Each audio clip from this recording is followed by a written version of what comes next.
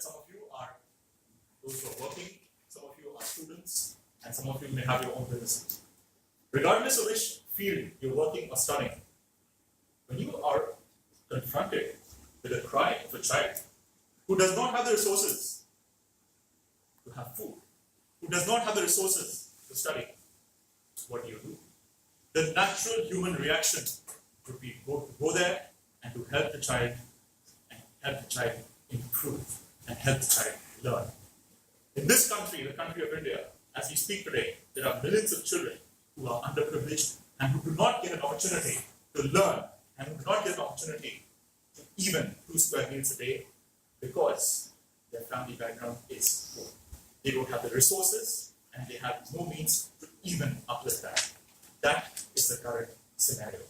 So I'm sure all of you in the room will agree that it is our collective responsibility to look at the scenario and to help each child improve because they are the future of our human race. And if you're talking about India being a global superpower, it comes from each child getting an access to education, each child getting an access to good and nutritious meals.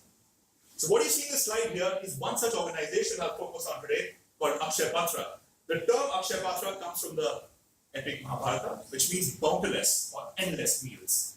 Akshay Patra is an organization that started off in the midday meal program realm. It was here, very similar to what I mentioned earlier, that Swami Prabhupada, when he saw a group of children fighting over a meal with a stray dog. You have a stray dog on the road and you have children fighting to eat that same meal. That was a very spark that told him that I need to create an environment where every child, where in my means, will be able to study and will be able to have good quality food. So in June 2000, the program started. It was the Akshay Patra Foundation and started the midday meal program in Bangalore, started now called Bangalore, feeding 1,500 children. And today, it is a staggering organization feeding lakhs and lakhs of people. As we speak today, it is the world's largest midday meal program. Nowhere else in the world is there a program of this scale and of this support system. They provide nutrition and hygienic meals, and they use the best supply chain methodology in the meal distribution, and they have ISO certification. To give you an example, I'll take the Hubli kitchen, which is a three-story building, and the meals are prepared on the topmost story. There's a gravity system by which the raw material is put down. It is cooked using steam boilers because LPG would not do on that scale. 30,000 liters of sambar in Hubli kitchen is prepared per day. Imagine the scale. About 15,000 kilos of rice. And for those of you who think if there's only one variety of sambar, there are about 18 types that are prepared so that children get a new flavor every day. And not just that, it's packaged and the distribution is staggering. Each vehicle that goes out covers, in total, from Hubli, a distance between Karnataka and Kashmir. That is about 4,000 kilometers is covered on a single day to reach even the remotest schools and feed them with the best of meals. The vehicles are tagged using RFID. The vehicles have also insulation so that the meals don't get cold. So when it arrives to the children, there's a scene where the meal arrives in the school and the eyes are gleaming because for these children, it is the very reason they come to school. To have that one meal, that is what brings them. It improves their nutrition, it improves their thinking, and it gives them the meal which they cannot even dream of in getting in their particular home. So it is a very important message that the organization wants to send, that we want to help those children. Don't do it on their own. If a meal costs 8 rupees, 5 rupees comes from the government, and the remaining 3 rupees comes from voluntary organizations and also philanthropic donors such as you and me who could decide that let's educate these children.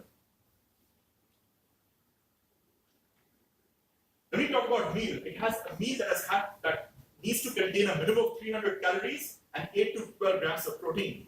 Now mind you, it's a vegetarian meal, and people would argue that vegetarian meal does not contain enough protein, but they make sure that it does still contain 8 to 12 grams of protein for a minimum of 200 days. That's a logical period for which schools run. And in no circumstances will you be charged for the meal. That's the message. We will give you a nutrition meal and you won't be charged for it. And the central government, as I mentioned, will allocate about 70 to 80% of the cost. And if there is a drought in a particular area, the meal shall be supplied even during the summer vacation. So it means that if there is no means to support you, the organization is going to support you. And even with the plan to feed about 50 lakh people, they're just feeding 2% of the children who need it. You can imagine. 2% of the children who need that are being fed with even 50 lakh. That's a scale. 50 lakh children on the scheme, and this gives you a flavor of which states are leading. Bihar, followed by West Bengal. So we should be happy that West Bengal is one of the leading states that provides free meals to children. And this is, of course, a statistic of when it started. It's already covered most of it, but it gives you a flavor. What are the objectives and are we meeting it? They said we are eliminating classroom hunger.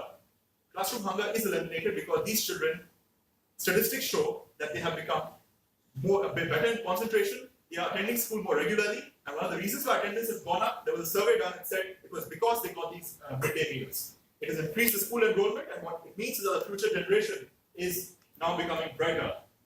And it is also improving socialization among caste. So India being a country where caste system dominates, and to a large extent, it is incredibly good because irrespective of caste or background, you will be provided that particular meal. Malnutrition, we don't have children dying because malnutrition takes care of the fact that they get the best meal. And women's empowerment, because a lot of these women who would otherwise not have had jobs now get jobs in cooking these meals and serving these meals. So it becomes important to also empower women. Each day, the foundation feeds 1.6 million children, covering more than 13,000 government schools. So I was talking about the Hubli Kitchen to give you a scale. That Hubli Kitchen prepares 1,75,000 meals one day. Can you imagine that? Imagine what the scale must be, and they do it relentlessly every day with the same amount of quality. Why has it been a success as we speak? It's been a success because it was a big problem. It's important to get the problem, but do we actually find solution? The solution is found, but it's not adequate. You want to scale up. We talk about 2% of the children who need it being fed. Even 50 lakh is 2%. You want to scale up. Be efficient. The cost of the meal is the lowest possible. It's nowhere else in the world can you get a meal for 8 rupees with that kind of nutrition. And it behaves like a company. It's a not-for-profit organization, just like Toastmasters, but it behaves the same way. And there is no quality versus quantity debate. It is always of good quality, and it always is scaled up. And this is the level at which they operate. They have got numerous awards, and this is just a snapshot of the awards they are getting. So if you want to tomorrow feed a child, go to Google, pick up Akshay Patra, and contribute. And the next time you see a child crying, I'm sure you will be ready to contribute to that child's development. Don't you agree, Mr. Toast?